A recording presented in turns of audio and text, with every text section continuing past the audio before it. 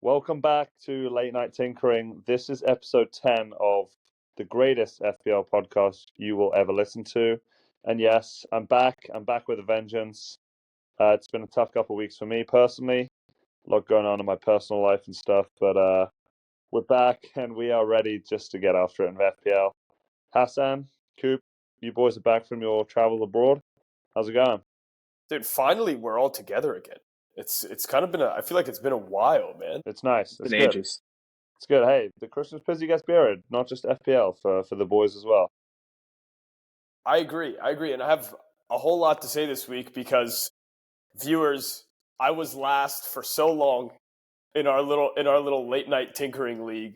I was last, and they were giving me a whole lot of shit every single week to the point where apparently in the episode that I wasn't there, they were like, "Oh, it's not so fun to talk so much shit about Hassan anymore because he's just so terrible sitting at 4 million." Well, Charlie, you're in last now. How does it feel? I mean, it's just temporary. It's just temporary. Yeah, that's true. You guys are Coop, probably going to flip-flop again. Yeah. Coop, you being in first is also temporary. I don't know if we're going to flip-flop again. My team is fucking fantastic for this week. We'll get to that later. Let's recap this week first. Coop, how'd you do? Why don't you start? You finish first. Okay, fine. I mean, I'll start. Talk about another lucky Saliba goal for us. Yeah. Oh my God. We've been getting pretty lucky with the Saliba goals. These are probably the only 2 goals he's going to score all season. He's shown, like, this is probably, like, I think his 3rd season starting for Arsenal. Like, Gabriel is definitely the guy that goes and gets goals from corners, not really Saliba. And for one of them, he didn't even know what was going on. I mean, bro, the second one as well last weekend was in like 1 yard out and it got headed back to him. I could have scored that. Yeah, but at least he was looking at the ball and he made a conscious decision to stick a foot out and put it into the back of the net. Against Man United, Partey just headed it onto his back. Did the first one even go off his foot? I don't know if he scored either off his foot. Like, No. They've both been the luckiest things I've ever seen. The Fulham one, he scored off his foot, right? It was just like someone headed it into the 6-yard box off a corner, and he was just like right there to tap it in. Yeah, from like 1 yard out. From like 1 yard out. The Man United one just hit his ass and went in. Yeah, that was absurd. Anyway, get into your team. But yeah, I mean, I think for me it was mainly just the Chelsea Spurs game. I got 3 goals from that Chelsea Spurs game. I captained Palmer, and he obviously had the 2 penalties and the assist, the fantasy assist for the Enzo Fernandez goal. Which, by the way, Coop, I was shitting on you for trying to pick Enzo Fernandez as differential of the week a few weeks ago. Guy's returned like 5 of his last 6. He's been exploding since his divorce. Yeah, dude, he really has. But I also got the Son last-minute goal in that game. Like, quite literally the last second of the game when they're down 4-2 in the 96th, and it doesn't matter anymore. Son managed to get me a goal. Isak, also, good game. Embuemo, we get rewarded for holding Embuemo, finally. Or Mbumo, sorry. Everyone's been telling me that I pronounce his name wrong. Mbumo. 13 points, GA, 3 bonus. I finished with 83 because they took a bonus point away from Saliba at like the end of the week. Thank God. Also, by the way, assist for Flecken. Feel like we can't not talk about that. An assist for Flecken. That was absurd. So I went from not being able to get attacking returns to getting assists from my goalie. I'll take it. I'm up to 1.4 mil now. But yeah, I feel like it's been a good couple weeks for me. Yeah, it has been a great couple weeks for you. A little bit fortunate as well, but you deserved it a little bit. So we'll give it to you. I feel like I deserve. I mean, we have to talk about the fact that the Liverpool game got cancelled as well. You guys. Of course. That's huge for you boys. Yeah, I mean, I did have Trent though. Oh, come on, dude! A 7-minute versus the best player in FPL. Come on. Yes. Like the green obviously wouldn't have been as big, and I wouldn't be 1.4 mil or whatever I am now back from 4. But I still think I would have greened because I don't think Mo has been doing crazy things. I doubt he gets more than 18. Okay, yeah, what? That like, who knows? I mean, honestly, you really can't put it past the guy. There's a decent chance that I wouldn't have greened if he had exploded. even despite what Palmer did as my captain. I was like 40 points above safety. So I think I would have greened regardless, just not as big as I did. But anyways, enough of me. One of you guys go. Yeah, I think I ended up finishing like 20 above safety. But anyway, also Captain Palmer. That last penalty just has to bring a smile to your face. That was so tough. The little celly at the end. But what Hassan didn't mention, we had some similar players, Isak and Bumo. Around this Christmas period, there's going to be a lot of transition. There's going to be some strange start-sit decisions, like Ollie Watkins not playing. That obviously screwed over a lot of managers. Fitness issues. Gabriel didn't play. So when you have guys that are leaving attacking returns on the pitch, it really sucks. And the first guy I want to bring up is Isak. The fact that guy did not have 2 goals, he probably still would have finished on 2 bonus in that game, so wouldn't have gotten additional bonus points. He gets the ball around Flecken, gets it onto his left. There's one defender in the middle of the goal. Instead of shooting, he brings it back onto his right, which allows Flecken to come back in and make that save. That one sucked for sure. Also, did you notice that Mbumo picked up the ball on the left side? He had gotten past Hall, and there was an open goal, and Dan Byrne came sliding in last minute to clear it off the touchline. Are you really complaining about a guy who put up 13 points? Like, you are ridiculous. I am. Like, it's insane. I am. He's complaining about the 2 guys on his team that return. The 2 guys that fucking return on your team. Oh, well, hold up. I'm about to complain about one guy who didn't return. He actually gave me negative points because of his yellow card. Mateus Cunha. The rest were on one in that game. There should have been at least one penalty. What do you mean he gave you negative points? He didn't give me negative points, but I'm just saying he didn't give me the normal 2 because he had a yellow card. But anyway, he gave me 1. To think there were two times that the ref went to VAR to potentially look at a penalty. He would have been on penalties that game because Sarabia was not in the squad, and both times they weren't given. Mavropanos committed a foul. I forget who it was on, but if the guy had just gone to the ground, it probably would have been given. But, I mean, to think that, Wolves are one of those teams that voted against VAR, and so you got to think that there's maybe something going on there a little bit, and pulling at straws a little bit. Although, pulling at straws a little bit, but I will say, I only saw one of those, and the one that I saw was the one that I don't know who it was, but someone got his foot stomped on, and it was very obvious that he got his foot stomped on. Like, I saw that, I was like, okay, they're going to overturn it. It's going to be a penalty, and Cunha's going to take it. So somehow you're lucky it wasn't given, though, because Fabianski would have saved it. Yeah. Okay. So you would have got even less. And then he actually would have had negative points. Yeah, then he actually would have had negative. How many points did you get? Just tell us how many points you got. I was going to wrap it up. No, 75 I mean, points. it's always 5 minutes with your team. 75 points, finished at 300K. So guys complaining about doing all right, but always looking points. For more. Well, I got 58 points. Didn't captain Salah, obviously being out, fucked me. Hey, that's a great week, dude. Didn't captain Palmer, but Jared Bowen was the hero to get me to a green on Monday. So that was big at least. But Charlie, talk about our sweat a little bit. Our Monday sweat. Oh yeah. Well, Hassan was 22 points ahead of me going into Monday, and I had Fabianski, Aït-Nouri, and Mr. Bowen playing, and I was just praying that I could finish ahead of him. Well, would it 21 because obviously that Saliba bonus got taken off, but yeah. Fabianski and Bowen both got yellow cards in like the 94th minute and the 90 after the fucking full-time whistle. After the whistle, Bowen got a yellow. So, but that's still, very fun. I can't complain. Did you guys see that Lemina is no longer the Wolves captain? Yeah, I mean he was an idiot. Nelson Semedo is, which is really interesting.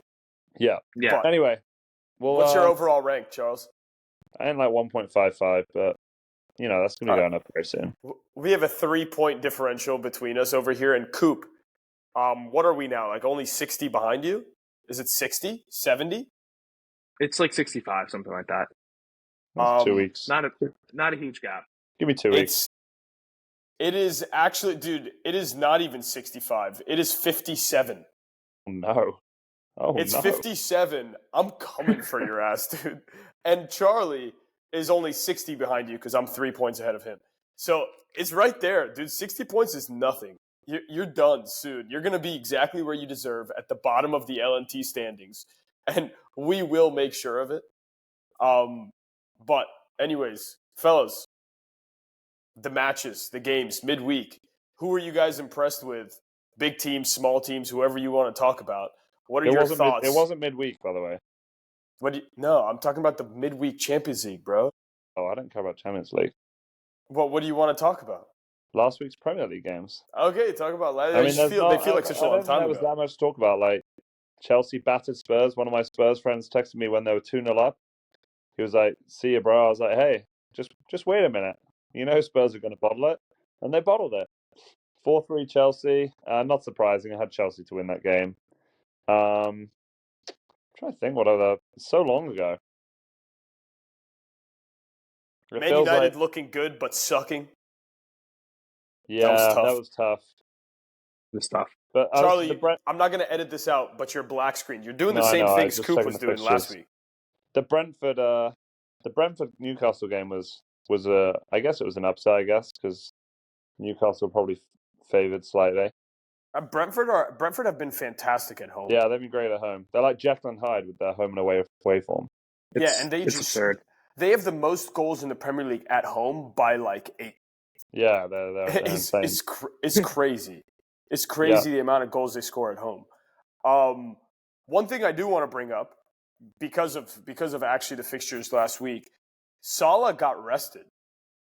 How scary is that going into what he has Fulham at home? That's a little bit scary. He's arrested Salah now. Like, it's not even like, oh, he played last week and then he played midweek in the Champions League and he scored for them, by the way. It was a pen, but, well, he is their penalty taker. And now he's going to be rested going into Fulham at home. I'm a little scared of being a non-Salah owner, but I'm probably going to continue being a non-Salah owner for a little bit longer. Coop, how do you feel about that? Yeah, I'm in the same boat. I mean, he's not fully rested, obviously, because he played Girona. But to be honest, whether he's rested or not doesn't really make a difference to me. I mean, Slot has been playing him 90. No, the ghost is gone. I told you guys about the procedure in Thailand, right? No. To remove the ghost. You got him exercised? The ghost is gone. So wait. Wait on it. How did the ghost? What? Can you tell us a little bit more about this procedure? I kind of want to know. I can. It's a jinx. Yeah, you have to. That's all it is. That's all it is. It wouldn't be fair to the Thai person. Fair enough. The Thai individual who exercised it at a cube, because I'm sure they like to keep their practices very close to their chest. Yes. Okay, that's fair. Did you do it before this week? Is that why the Liverpool game got postponed? Did you do it before the week? It was prior to the Liverpool game getting postponed. Actually, now that I'm thinking about it. So it was. So what do you know? It's already in effect. That's fantastic. It's already in effect. Good to know. Well, other games, like I said, Man United played really well, but they kind of didn't end up getting the business done. I would still continue with only Bruno Fernandes as a Man United asset. Maybe Mazraoui as well, by the way. He's locked. I think we talked about this. I think we ought to talk about Ahmad as well, no? I agree. You have to talk about Ahmad, and I would also start talking about Højlund. Okay. What I will say about Ahmad is it looks like he has locked either one of the 10 spots or the right wing back spot. He played 10 in the Europa League yesterday, and he looked really good doing it, especially in the second half. But I think the team looks better with him at right wing back because Dallow's just not it in this Amorim system from a right wing back perspective. Maybe Dallow can play right center back the way Mazraoui does, but I do not see him playing right wing back too often. Ahmad's only 5 mil, and he keeps returning from that position. His last 8. Yeah, I would like to see him start just a few more games just to be 100% sure. and then I will absolutely be ready to spam him as an option, like as a really good what's it called? Someone who Enabler. just enabler. That's the word I was looking for. Thank you, Charlie. Mhm. Yeah, I'm like the FPL glossary over here. Yeah. He's only $5 million. I mean, yeah, I agree. I agree with that one. Ahmad's definitely someone to look out for. It's nice. We've got a couple new enablers now. I mean, at the start of the season, you probably only had. I mean, Rogers was the one that everyone was on. Smith Rowe. I've been on. Yeah, but he's 5.5. Like Buonanotte at 5 mil has been pretty solid Yeah. for his price this year. But now you've got Enzo and Ahmad in that price bracket who have been returning like the last 3-4 weeks. I'm still not sure about Enzo. I think he's been overperforming his returns. I mean, his returns have been overperforming like actually what he's been, the positions he's getting into. But I mean, I think he's one of the most brought in people this week in the game. Yeah. So people are obviously jumping on him. Like I figured, like maybe like a lot of people are doing, maybe Bumo down to Enzo or something, and then trying to either upgrade to get Trent or maybe trying to upgrade to get Isak or like Jackson from one of your 6.5 mil forwards that they already have. But I don't love him as an option Enzo. I mean, they're priced that way for a reason. You know, they'll have a couple matches in a row where they get hot, and then they'll have a few in a row where they don't. So, but yeah, Well, quite honestly, wait, what were you the going goal to they say? scored was lucky. I mean, Yeah, I mean, look, it got credited as a Palmer assist, but it was just a massive deflection that happened to Paul. well, yeah, I mean, I don't think it's lucky. I'm not taking anything away from the finish, but the fact that it just came into his path like that was definitely fortunate. I mean, that's part of footy. You could say that about everything, and True. Should we touch on Ollie Watkins? Wait, I do want to say one striker? thing. I do want to say one thing about Enzo Fernandez before we go, before we pivot. Okay. He is looking really good right now, and he is looking like a really great enabler. I just wonder, as of right now, he's fitting into this team really well, and it's because Caicedo has been shifted to right back, or like Caicedo is lined up as a right back. He obviously inverts, and like they create this little box with Lavia, Caicedo, Palmer, and Enzo. I just wonder, once Reece James gets back to being fully fit, once Malo Gusto is also kind of getting back to being fully fit. I know Malo Gusto's like been in and out of like full fitness for like a while now, it seems. Is Caicedo gonna stay playing right back? Or is he gonna go back to starting at center mid? And then what happens to Enzo from there? So I would say with Enzo, I understand he's a good enabler. And just like Ahmad, I would say we need to see it just a few more times before I would feel comfortable going and actually getting him for my team. But if he does continue to play, when he has that free roam, and he doesn't have to do the defensive hard work because he doesn't quite have that like dog in him to do that kind of gritty stuff.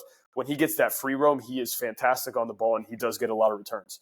But yeah, okay. Anyways, moving over. Ollie Watkins, you were saying, Coop? Yeah, I was just going to talk about Villa. It's been pretty interesting to see what happened with them. I think there were about a couple 100,000 managers that had Ollie captains last match week. And not only did Duran start over him and score, but to make matters worse for those captainers, he ended up coming on at the end of the game and giving them a little one-pointer. So that was tough to see. And then Ollie started midweek against, who did they play? I'm forgetting who they played, but he started. He did assist the goal from McGinn. They played Leipzig. Leipzig, yeah. In Germany, by the way. Mm-hmm. He did assist the goal for McGinn, but then got subbed off at half. Maybe that was just to keep him fit, just to keep him fresh. But Duran, again, came on and scored another one of those crazy goals that he's just been making look way too routine this campaign, about 6 minutes after coming on. So it'll be interesting to see what Emery does this week. John Duran can't be denied anymore. Dude, this guy is, look, he's kind of like Haaland. He's not very complete. He's in an era where managers and teams want you to be a complete forward or a complete player. He is very much a specialist. Like, he has just one thing on his mind: how can I score? And he is the sweetest ball striking, man. This guy, that goal he scored against Leipzig was fucking beautiful. It was a thunder bastard. It was insane. It was. Here's the thing. It wasn't just like, oh, I'm gonna hit the shit out of it. He kind of did this like it was a lob, but it wasn't a lob, and it was like kind of finesse. It went just like right over the keeper into the middle. Like it was just. It just looked like pure instinct. It looked like he was like, oh, he looked up. The keeper's not in a great position. I'm just gonna shoot from 30. He's fantastic. He has to start starting soon. And I don't know how they're going to do that. I think they'll fit both Ollie and him in the team together. But I struggle to believe that you keep benching John Durant. The guy scores every game. He scores every game. Yeah, Emery's talked about trying to integrate them both, which naturally makes sense. But yeah, haven't seen too much of that yet. Anyway, let's move on. Let's move on to this week. We got a couple of things we want to talk about. Manchester derby this weekend. City United. Kind of a weird patch. Obviously, City 1 win in their last 10 in all competitions. United coming off a tough week last week. New manager. It's going to be interesting to see how this one plays out. It's going to go one or two ways. It's going to be very cagey. It's going to be like a Man City have like 80% possession, like 1-0, or it's going to be just open. It's going to be like end-to-end stuff, and it's going to end up goal fest. I'm not sure which way it's going to go yet. As a United fan, you probably have a better idea. I just want to remind you of what happened the last time Ruben Amorim was on the touchline against Man City. It wasn't that long ago. Very different team. Very different team. I know. I'm kidding. As a Man United fan, it's really weird. There's like a part of me that thinks City is going to turn back into prime City and just absolutely dog us like 4-0 or something and get their form, or just like for one game, get their form back. But when I think about it, like I think that's just kind of like a fear, like an illogical fear. City don't look too great right now. I think it's most likely going to be a pretty cagey game. I think Man United's going to win. Honestly, I'm trying not to be biased. I think Man United's going to win, and they're going to send City into a little bit of. It's going to make the turmoil seem really real to a lot of City fans, because while all of this has happened, like they've lost 7 of their last 10, they've drawn twice, and they have 1 win, which is just crazy for Man City. But I feel like fans could be like, whatever. We've had a lot of injuries. They're gonna pick it up. I think the moment they lose to Man United at the Etihad, that kind of makes everything seem really real. And I honestly just think that's what's going to happen. Like, they're not playing well. They're not attacking well. They're not defending well. They've conceded the most goals out of any team in Europe's top 5 leagues in the last, I want to say, since the beginning of October, or maybe it's just since the beginning of November. They've conceded something like 25, which is just outrageous. They're basically averaging conceding just under 3 goals per game, which is terrible. It's just absolutely terrible. And I think Man United is going to do a number on them. I think we're going to win 3-1. Do you think Højlund starts? Yes. Is he? I mean, would you not want Rashford kind of, if you want to counter like that? Would you not want Rashford playing in that number 9 position? No. Højlund is, by the way, almost not quite as fast as Rashford, but Højlund is fast and he's strong and he's way more informed. Like, he's a much better finisher. Mm-hmm. If I'm a United fan, I wouldn't want to see Rashford. I would play Rashford. I would play Rashford just as the left-sided 10. I would play Rashford. Do you think Bruno plays in the 2 of the holding, or do you think he plays as one of the 10s? No, I think he plays as one of the 10s. So I would play Højlund, Rashford, and Bruno as your front 3, and then I'd have Ugarte and Kobe, and then I'd have Ahmad and whoever the hell you want to put at left wing back. It'll probably be Dalot. Yeah. And then you just have Martinez, De Ligt, and Yoro with Onana. So Mazraoui misses out. Probably, yeah. Or you could put Mazraoui as left wing back as well. Didn't you just say Mazraoui was a great fantasy option? He is. I think he is. He's just. But he's not in your starting 11 for the biggest match of the season. No. Because he's a certain type of player. But you could play him at left wing back. You could also play him at center back. I just think we have better center backs, right? Fair enough. I also anyway, think let's move on. Let's move on from that game. Hey, let's. I love it that he's on his I'll say- phone and he just stands up and he's like Can I just say one more thing? I mean, I, you're just, going to. I wanted to touch on just the fact that City's probably going to have a lot of possession in this game. They're still probably going to be applying a decent amount of pressure on United. And one guy that needs to have a good game for United if they're going to win is Onana. He's had horrendous mistakes in back-to-back games, and so it's going to be important for him to clean up and do his job back there. Yeah, I think it's just a blip. He's been pretty good all season. We'll see. I mean, He has. Did you see the mistake against Poulsen? It was awful. Okay, here's the thing about those mistakes. I'm fine with those mistakes. I think it's a whole lot worse. Like the mistake he did against Forest for Gibbs White's goal. Okay. That's awful. Yeah. Playing out the back, when you make a mistake playing out the back, go watch Allison, go watch Ederson, go watch any goalkeeper that plays out the back. That happens. Raya, it happens. The mistake against Gibbs White was atrocious. That was some of the worst goalkeeping I've ever seen in my life.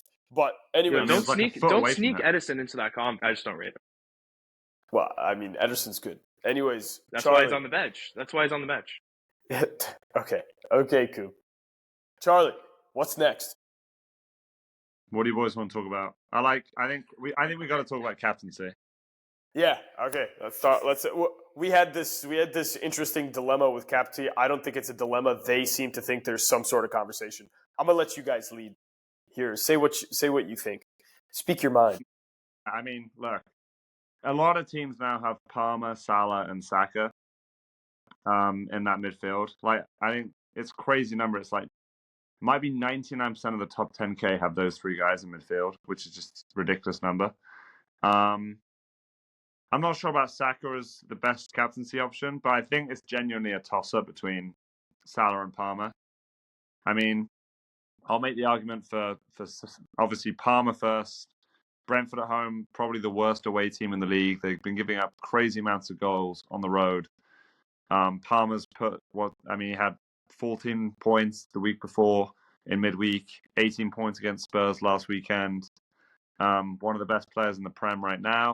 Chelsea look great going forward, probably the best attacking team in the Premier League right now, I would say. So I think there's definitely an argument there. But then obviously you go to the other side, you got Mo. Fulham missing their top two centre-backs. Bassey suspended for one game after picking up 5 yellows. Anderson's out for a while. And it's Mo. It's Mo. You know, the guy's been on an absolute tear. As you said, game got cancelled last week against Everton. Played a midweek, scored another goal from the spot. So I think the numbers throughout the top 10K, I think will be very similar. I think it will be pretty split, with maybe the slight edge to Salah. Yeah, that's a fair prediction. I definitely can't put anybody off Mo. I will say that I think Fulham is in pretty good form coming into this game to potentially get a result against Liverpool. And Liverpool's going to be missing McAllister. The guy's huge. I mean, do you watch the games? McAllister's been one of their best. McAllister's been one of their best players this season. Did his family leave him at home for Christmas, or? I get it. McAllister's good, but they Kevin have McAllister? cover. Kevin. Charlie, I don't think either of us know what you're talking about. Bro, Home Alone. Come on. Took me a little bit of time to get It's just too early for them over there. I'm in England. I've had a little more time to just wake up. Yeah. Anyways, Coop, keep going. Whatever. I mean, you can laugh all you want, but he's basically played every single game for them this year, and I do think he's a huge piece of that. I do think he's a huge piece of the team. I'll move on though. As Charlie mentioned, Brentford, they have some of the biggest disparity for their home versus their away form. I ran the numbers; they're giving up an average of 2 goals away this season, so it's maybe not quite as horrendous as you were thinking, but it's certainly not good by any means. And Charlie and Chelsea is scoring the most. They've scored the most goals so far this season. So Palmer's certainly a good option as well. And Saka, I think Saka doesn't have quite the same number of returns as Palmer and Salah this season. Salah's honestly been a tier of his own. But when it comes to being at home, Saka has been right with them. So Saka's also a good option. Yeah, All three are good options, but I would probably give the nod to Palmer and Salah over Saka as well. So here's the way I see it. First of all, let's say Salah was Haaland, right? If Haaland, at least Haaland last year, let's not talk about this shit form of Haaland that has 4 returns in 10 games. But like when Haaland was in his monster form, if he had a home game against a team that's not one of the, let's just call it the traditional big 6, is there ever any thought of not captaining Haaland? No. And Mo is kind of in that form. The guy has 6 double-digit hauls in his last 7, with the only other one being a 9-pointer. He was one off going 7 for 7 for double-digit hauls. What are you doing? What's the thought process, man? It's Fulham at Anfield. Okay, it's not fucking Arsenal. It's not Chelsea. It's not one of these crazy big teams. It's Fulham at Anfield. It's Mo in the most ridiculous form we've ever seen. Charlie, you really want to make the same mistake again? You would be up at Coop's rank right now if you had captained Mo the last 4 weeks. Every single time you put the captaincy on someone else, and he just makes you want to, do unspeakable things to yourself. I am captaining Mo this week. So yeah, finally, man. Like it's not. I get it. Brentford at home. That's a great fixture for Palmer. Fantastic. He has the second most points in fantasy this season. He's a great asset. I'm captaining him because I don't have Mo. But if I had Mo, to me, it's a no-brainer. You captain Mo and you see what happens. The guy's in too good a form, and it's not a bad fixture, and it's a home not bad fixture as well. So I don't see the dilemma here. I think it's pretty simple. It's Mo, Palmer, and then if you want to add Saka to that list, I don't think anyone should be captaining Saka this week, just because he doesn't have the same haul ability that the other two have. So I have 2 things to say to that. One, you forgot about the ghost being gone. 2, the guy's just been responsible for over 70% of their goals so far in the Premier League. I mean, that's just an absurdly unsustainable number that has to come down at some point. Over 70%. I think Palmer's been responsible for something pretty similar as well. I mean, Coop. There's no way it's been 70%. Coop, I would understand. Chelsea scored more goals. Look, I would understand if it was over 6 games, but it's now been 15. Like, this is the way Slot's system works, and Slot's system is geared around getting Salah chances inside the box, of which he is one of the most lethal finishers of our generation. Like, this is just the way it is, bro. Like, he's going to continue to get G's and A's. Of course, it's going to slow down. Look, of course. It's going to slow down. That's all I'm saying. He's not going to continue this form. But who said it's going to slow down next game? I wouldn't call anyone stupid for captaining Palmer over Salah. Like, yes, that Brentford at home is a fantastic fixture with the way Brentford's defense has been. It's just, if I had Mo, I'd just captain Mo. It's almost like right now, other than a few fixtures, if you have Mo, you should just captain Mo. Until you see a dip in form, and then we can start having these fun conversations again. But Charlie, I just don't want to see you get burned again, my dude. It's fun. I mean, you do. It's fun for you. Yeah, no. You guys are hoping if Salah blanks, it's great for you guys. No, Coop. I only want to see your downfall. I am on a team with Charlie right now. Whichever one drops you from first place first, I'm fine with. Okay. I would just like to let you know, Coop, I'm not on a team with Hassan. I'm fully on a team myself, and I want to beat you both. Charlie, he is the main number one enemy. This is when 2 enemies unite because of a third enemy. Actually, my main enemy this week is my opponent in the cup, Abdul. Abdul Emar, who hasn't touched his team since week 1. Speaking of things you have the lightest matchup. All right, hey, this could be difficult. Yeah, we got tough matchups, Coop. Ours are brutal. Let me look at Toby again. I'm not worried though, because I have Sonny away at Southampton, and I think he's about to make up for his pretty terrible finishing against Chelsea. I think he's hauling. Are you concerned that he just played 90? Oh my God, he played 90 in the Europa League. He didn't. Ange made a triple sub at 55 minutes in Sun stayed out there because they were down. They were chasing against Rangers. He played 90. Yeah, that's a little bit scary, but it's not so scary. You know why? Did you hear what Ange said about Timo Werner? Yeah. he he castrated Timo Werner, and that's basically Son's only left wing competition right now because they're so beat up. Yeah. I think Unless he puts Brendan Johnson on the left wing and he puts Kulusevski on the right wing, but Son played striker, and I think he was just resting Solanke. So yeah. I I'm think not Solanke too came worried on about and it. then they probably moved Son to left wing. It actually makes me feel kind of good that Ange thinks Son's fitness levels are to the point where he can play 90. It makes me think he'll get something close to it against Southampton. It's a good sign. We'll see. Should we We'll see. Yeah, move on he to definitely won't be benched. should we move on to tinkering? Whoa. What else you got to talk There's about? there's We're one going to thing talk that about the chip, right? there's one thing you wanted to talk about more than anybody else. Oh, the new fantasy chip. chip. Yeah, I forgot about that. Yeah. I like it. I'll just say I like it. It's very different to anything we've ever had in the game. I think when we were all trying to predict like what it was, we were just like, oh, it could be maybe the all-out attack is being brought back, or maybe you get to like choose your captain after the game week for 1 week. I don't know, something like that. But this is a huge shakeup in the game, really. Like adding a manager spot, having to have budget for a manager, making sure that the manager complies with like the 3-player rule from one team. It's going to take a bit. It's going to take a lot of planning. I mean, it's 3 weeks where you activate the chip, and you can't use any other chips during that time period. You can you have to make transfers if you want to transfer your manager during those 3 weeks.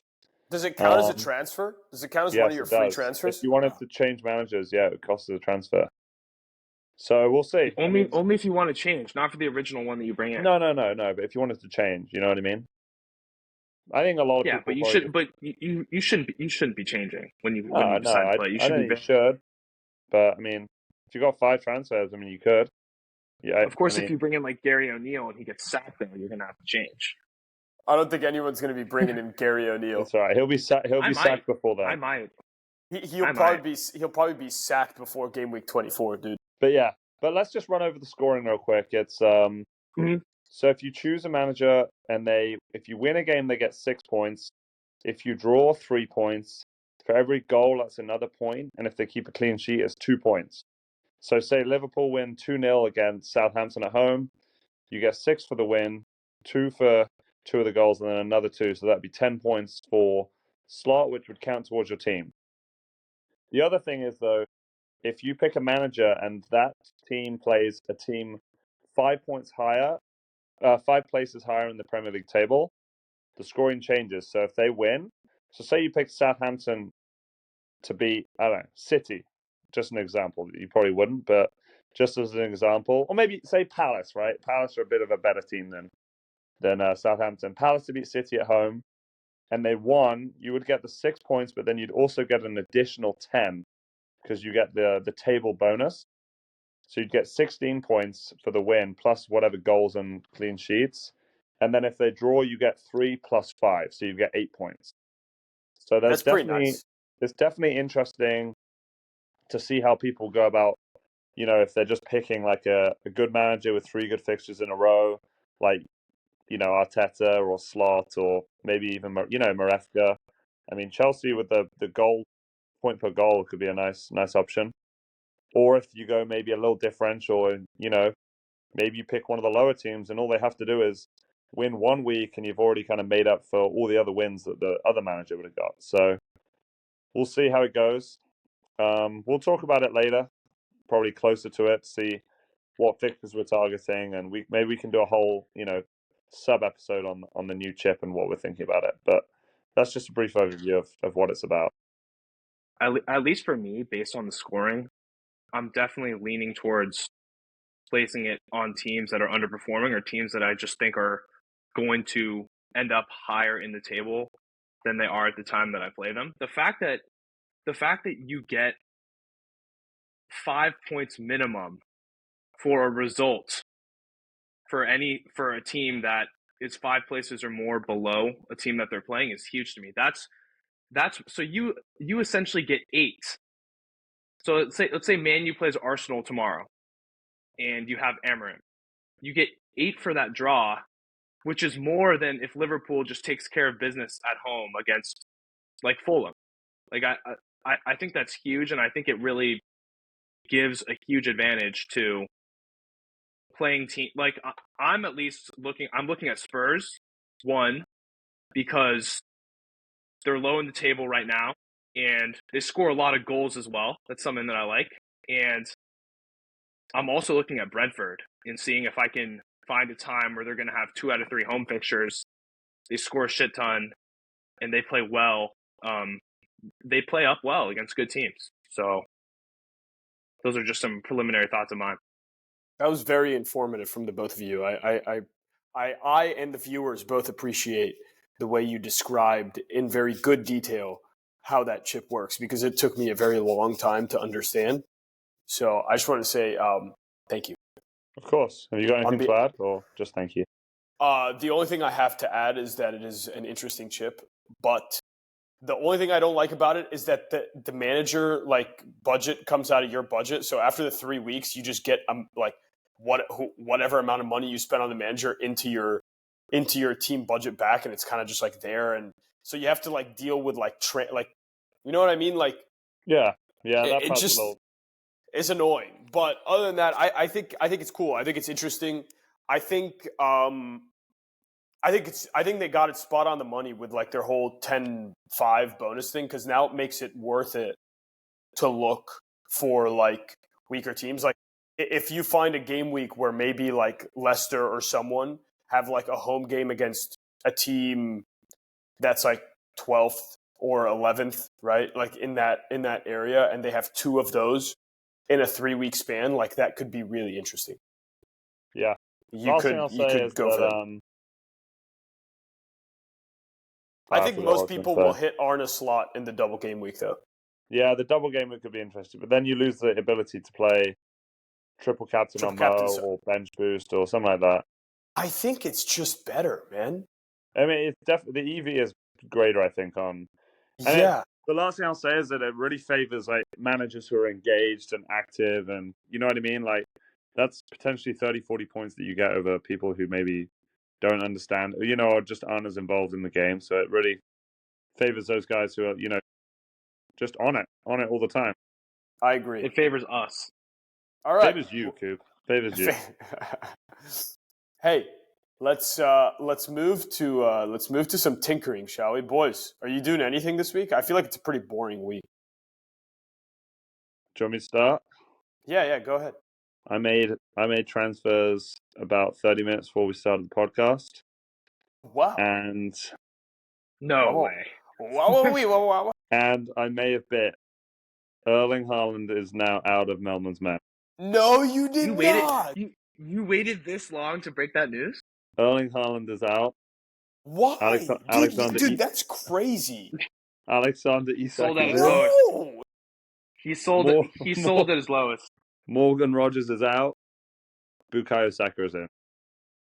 Dude, your team is exactly like mine now. This is just so shitty. This is so boring. We're gonna have the same scores. No, we're not. Dude, you are just you have no balls. No. I looked at my team this week, and it was my 4th midfielder spot was really weak. I hated Rogers away against Forest. And I mean, Saka has great fixtures coming up. Isak has great fixtures coming up, and it just made more sense.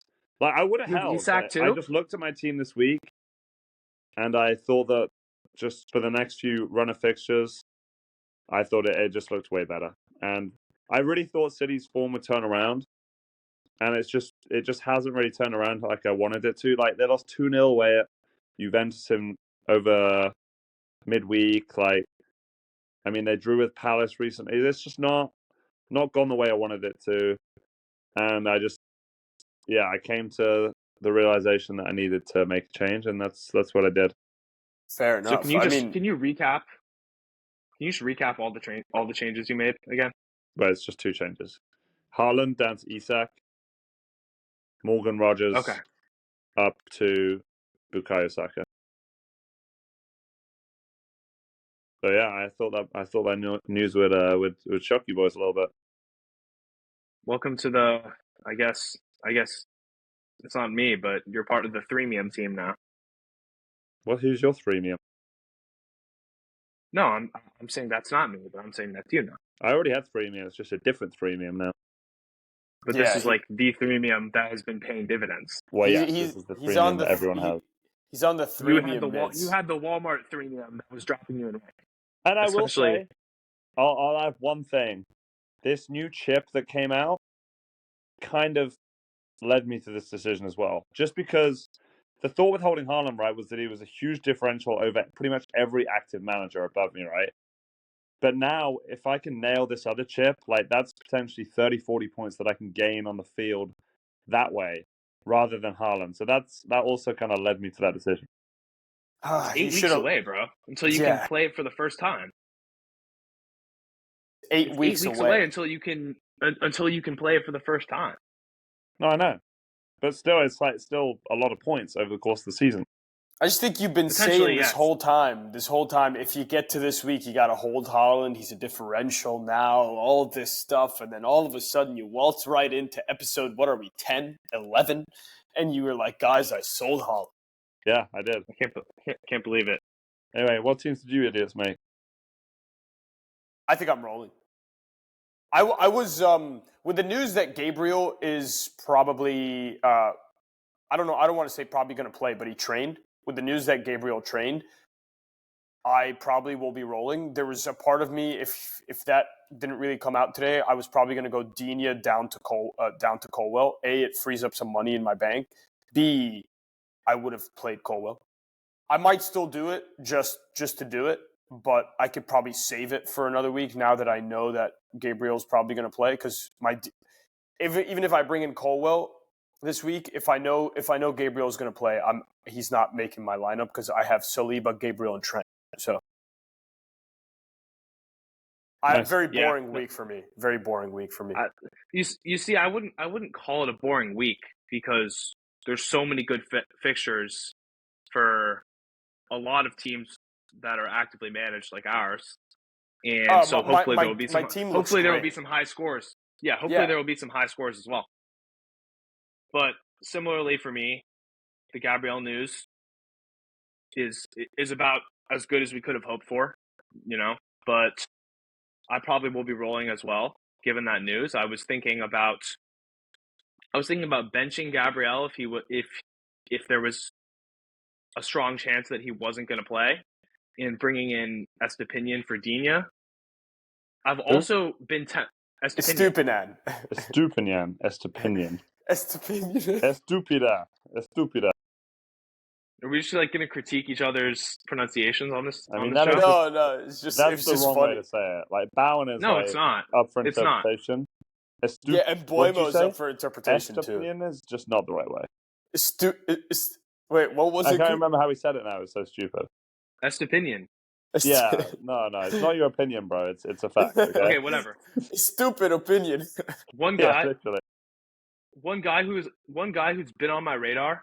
I'm not a Villa expert, but oh god, he was a good fantasy asset last year, from what I understand.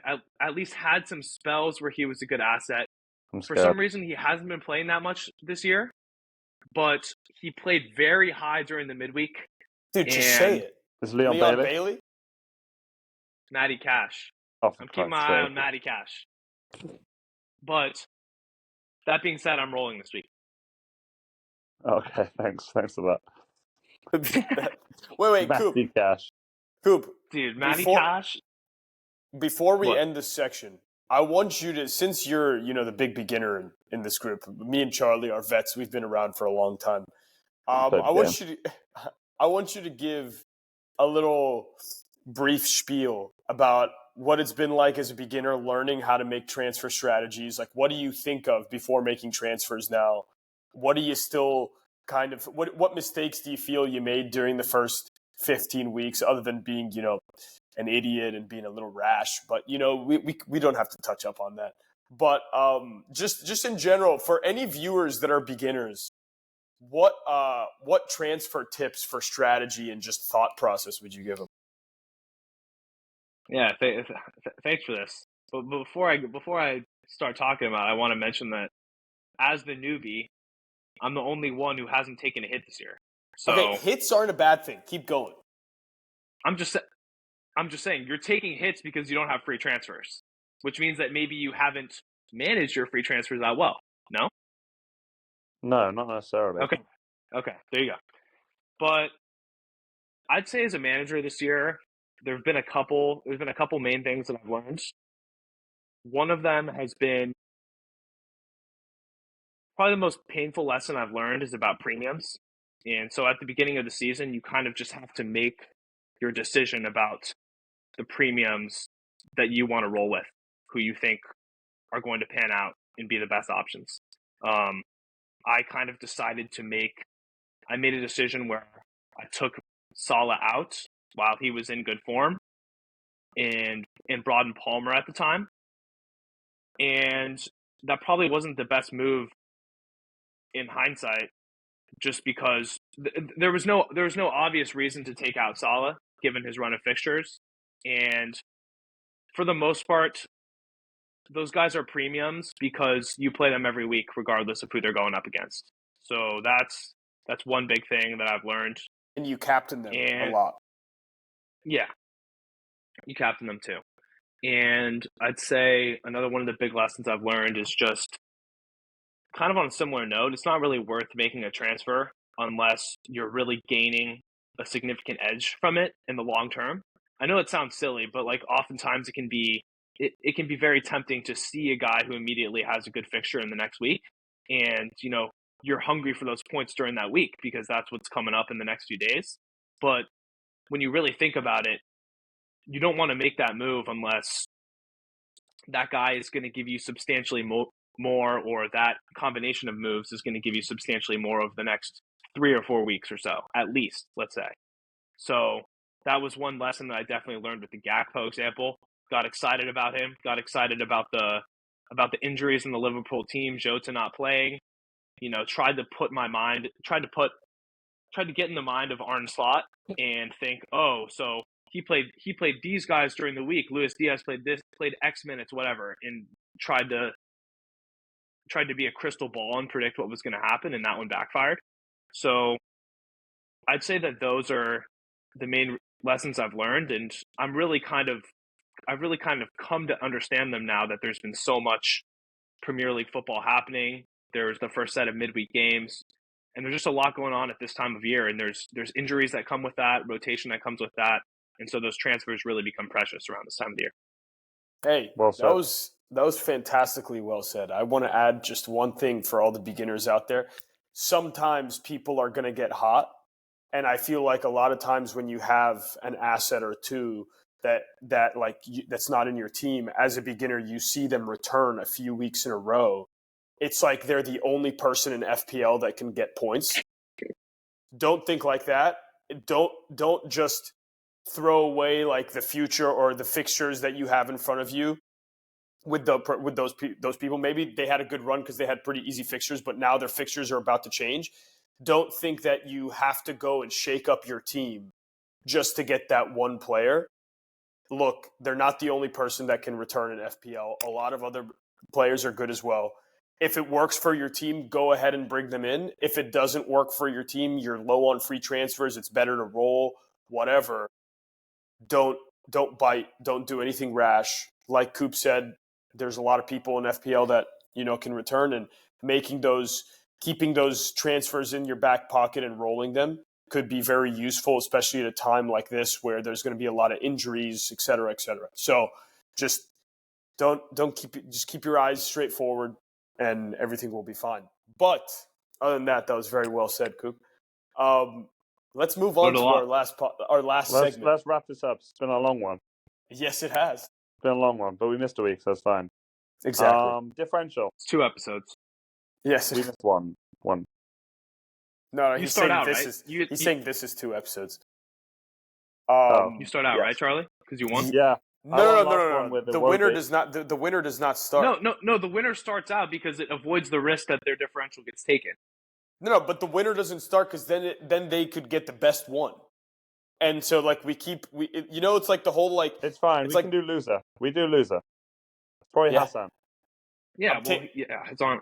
I'm taking the best Norwegian striker in the Premier League, Okay, nice. Jorgen Strand Larsen. I'm glad that somebody did him. Someone needed to do him. Good shot.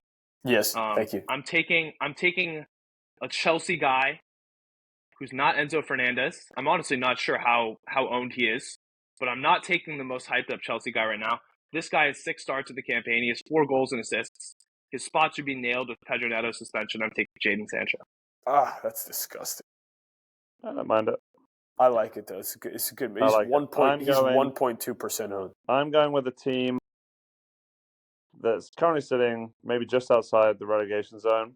But this guy's had a very good campaign. I think he could get a big move to a good club next year. Son of the best long ball thrower in the Premier League history. Wolves away, Liam Delap. Oh, big Liam. He's good. He's a great player. I like that pick. I like that pick a lot, fellas. And I think That's good. I think we've all got. I feel like this one's gonna be tight. I think Strand Larsen's getting the dub. His switch at home is nice. He's on my team too. He's starting, so I kind of. That's exactly why I want to root for him more. Boys, Strand is good. Hopefully, it's all for Mateus. I think it's going to be a pretty high-scoring week this week. I believe so as well. I think there could be a few hundreds out there if things go well for some people. Centurions are harder than you expect. Only some you of only had only some 96 of us that week, can so you would know better than most people. Oh no, I had 100 that week. Just remind them it wasn't a true Centurion, but okay. No, it was a true Centurion. Okay, I just had a hit. Okay, like get out of here, Cooper. Anyways, fellas, it's been real. 100, but -4. It's been real. Me with the claw. I will see you guys next week, Boys. Have a great week. And Coop, you look like Lautaro Martinez with that haircut. Good. He's a class player.